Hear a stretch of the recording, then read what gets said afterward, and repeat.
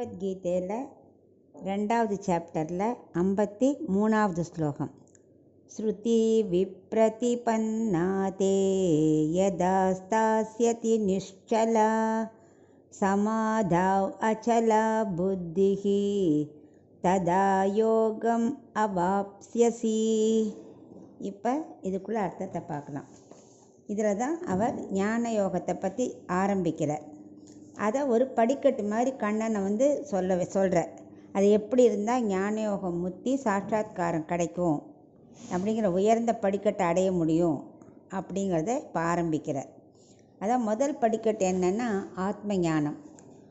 ஆத்ம ஞானம் பெற என்ன பண்ணணும்? முதல்ல பேசிக்கான உடல் வேறு, ஆத்மா வேறு, உடல் அனித்தியம், அழியக்கூடியது, ஆத்மா நித்தியம், அழியாதது அப்படின்னு நல்லா புரிஞ்சுக்கணும். அதுதான் ஆத்ம ஞானம். ஃபஸ்ட்டு அந்த ஞானம் வரணும்.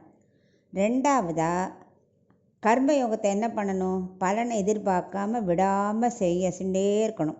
இப்படியே நம்ம செய்ய செய்ய செய்ய பாவ புண்ணியங்கள் அப்படியே கழிஞ்சிடும். அடுத்தது 3வது படிக்கட்டு. பாவ புண்ணியம் போச்சுன்னா மனசு என்ன ஆகிடும்? நிச்சலமிடும். ஒருத்தர் மேலேயும் கோபம் வராது, பொருள் மேலேயும் ஆசை வராது. மனசு அப்படியே நிச்சலமிடும். எல்லோரும் சமம், எல்லாருமே ஆத்மா, எல்லாருக்கும் ஒன்று தான் அப்படிங்கிற ஒரு புத்தி கிடச்சிரும். அதனால் மனசு என்ன ஆகிடும்? தெளிவாகிடும்.